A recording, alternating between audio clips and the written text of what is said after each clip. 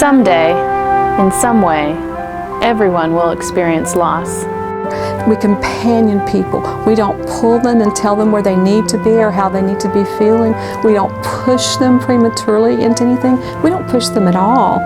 We simply walk alongside them and support them and take our leads from them. Lori Taylor came into our lives after my son and Bren's brother died when he was 3 months old. SIDS, they called it. And Lori was one of the first people that walked through the door. My wife, Deborah, of 25 years, was diagnosed with cancer. She fought it for 16 months, but I lost her.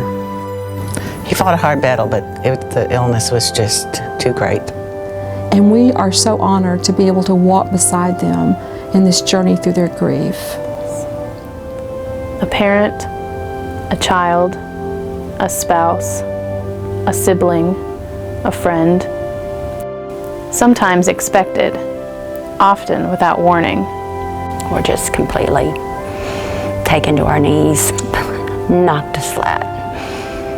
I said, no, I'm almost home, just go ahead and tell me. And she said, Mom and Dad have committed suicide. I lost my son, Preston, and it was unexpected. Always painful, always life-changing.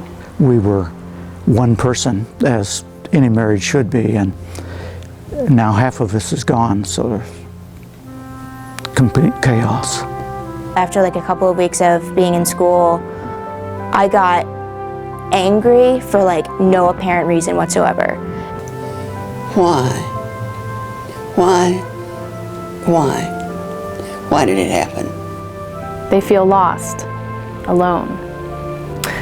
I think what you understand about your friends who have never experienced loss is that they really don't understand. They do care. But I still had the emotions, I still had everything going on in my head. I just couldn't put them into words. What they do at this time may shape how they move forward, with despair and depression, or with purpose and peace. I could cry and I could moan and scream and yell, but unless I can do that to someone with some other people and hear their stories that are similar to mine, it all just sticks inside of you. One thing we can promise is a lot of love and acceptance, a lot of understanding, and we really are centered around hope that it's going to get better. They won't always feel this way, that we can help them work through their grief. We can't grieve for them, and we can't make the pain go away, but we can walk alongside them and listen and support and be here for them. There is a place that can help those who are grieving find their way back into the light of hope. It's been very helpful knowing that there's a place that I can go and Allegra can go. Not at the same time, because we have very different issues. We had never had anything that traumatic happen, so it wasn't, we didn't know the first thing to do about just anything. Right after a loss, it's a very difficult time for them. They are still trying to wrap their brain around the fact that their loved one is gone. She talked to the police and the coroner, and the helped us know how to plan a funeral. I mean, she just was right there with us. I needed her, and she knew I needed her. And so she knew what I needed when I didn't know what I needed. Not so much a place as a community of people. And then I also found that the group helped, because they're feeling a loss also, and you can connect that way with other people who are feeling the same thing you're feeling. No cures, no quick fixes. Rather, companions on the journey. I found that our journeys were similar but different, and that all of it was okay, that whatever we were feeling at any time was okay. Through participation in a support group, They share their story and give voice to their feelings. The fact that Laurie allowed all of us to tell our story and how we felt enabled us to form a way of healing. I have friends that I could talk to, as I did with the counselor, but I needed to be able to write and journal, and that's what the grief group gave me. By listening to others, they learn that while their journey is unique, they are not alone. We have shared pictures of our loved ones and the ones we lost. We've told stories, both good and bad, and they listen, and they're there, and we cry together, and we laugh together.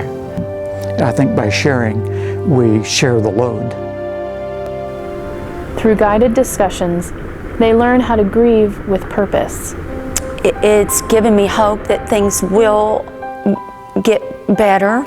It was helpful to talk again about my loss, to see where I had been, and also through that to kind of get a vision of where I was going. It's nice to be able to sit down and calmly talk to somebody else that has walked in the same shoes you've got on. Right now in the Dallas area, there's no other organization, a nonprofit, that is not denominationally based, that is community based, that provides the services we provide. Through fellowship with others, they gain the strength they need to reclaim their life, changed as it may be. It's helping me because I am just able to see that there is some light at the end of the tunnel. Without the Grief and Loss Center, a place that's like a big blanket that just wraps you up and comforts you, I really don't know what would replace that. You can't do much about it now, but you can always love them and know that they'll always be with you. Sharing your feelings with others is not something to be afraid of. You can say as much as you want, or you can just listen. I automatically knew I wanted to be a part of it, not only in a group, but also in helping to establish the Grief and Loss Center. This is the Grief and Loss Center of North Texas. We can't operate without funding, so we are totally dependent on donors to help us stay open and to help us continue to walk alongside those who grieve and offer the hope they so desperately need.